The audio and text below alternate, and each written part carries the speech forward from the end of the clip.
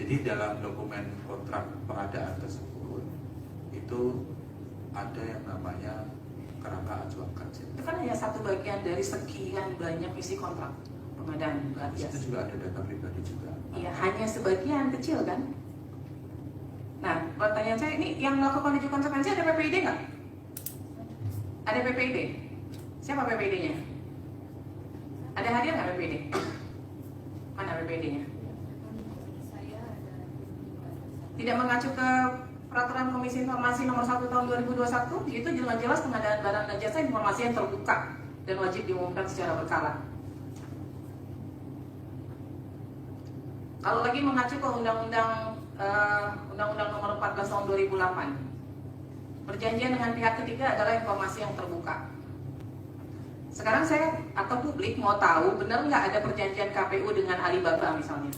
Dari mana? Kalau publik nggak bisa tahu ada perjanjian kerjasama atau pengadaan barang dan jasa atau pengadaan dokumen kontrak dengan pihak ketiga. Pihak ketiganya siapa? Kalau konteksnya pengumuman kita bisa memberikan. Tidak konteksnya pengumuman. Dokumen Barjas itu seluruhnya dari tahap awal perencanaan, pelaksanaan sampai tahap akhir adalah informasi yang terbuka.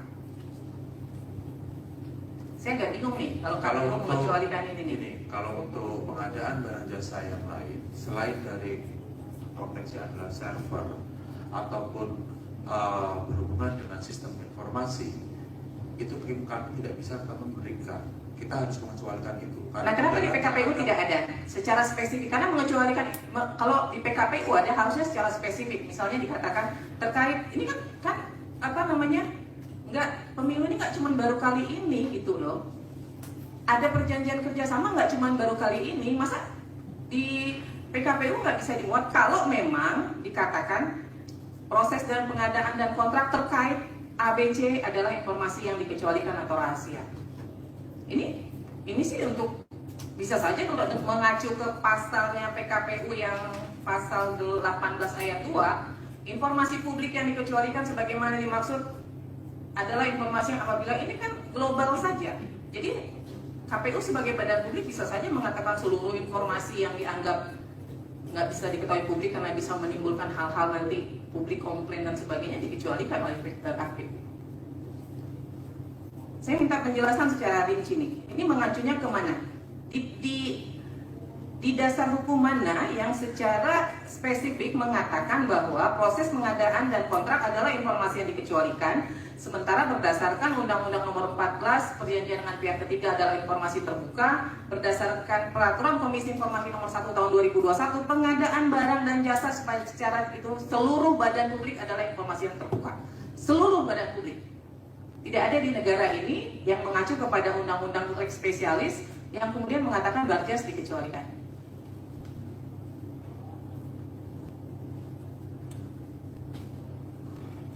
Nah, saya mau tahu nih dasar hukum pengecualian, kemudian retensi waktu. Ini juga aneh KPU ini.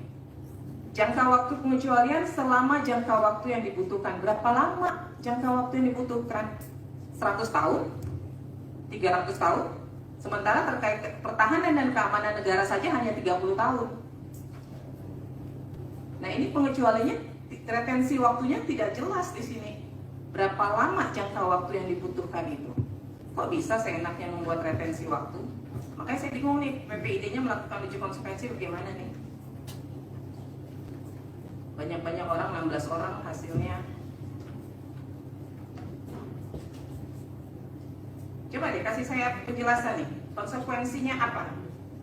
Konsekuensinya apa dengan segitu banyak dokumen kontrak mulai dari tahap awal sampai tahap akhir, kemudian yang dikecualikan hanya KAK, yang dikecualikan hanya misalnya nomor rekening atau identitas pribadi, kemudian seluruh dokumennya menjadi informasi yang rahasia. Karena kalau dalam dokumen ini ada informasi yang dikecualikan, cukup misalnya namanya, alamatnya ditutup.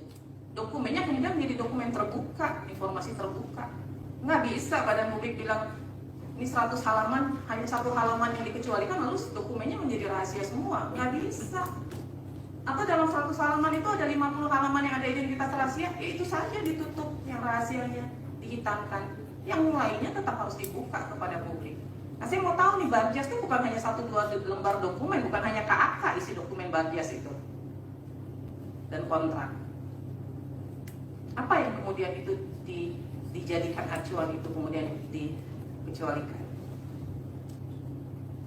Kalau alasannya menutup informasi melindungi kepentingan yang lebih besar, kepentingan siapa yang mau dilindungi dengan dokumen kontrak Barjas?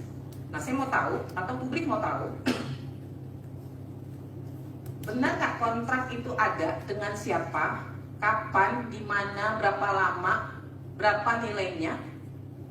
Bagaimana kalau itu nggak bisa dibuka kepada publik? Coba deh PPID-nya, saya minta PPID-nya coba yang jelaskan. PPID-nya harusnya paham nih terkait dokumen Barjas. Karena kemarin waktu Monev, Barjas diumumkan di website. Kenapa tiba-tiba yang ini ditutup?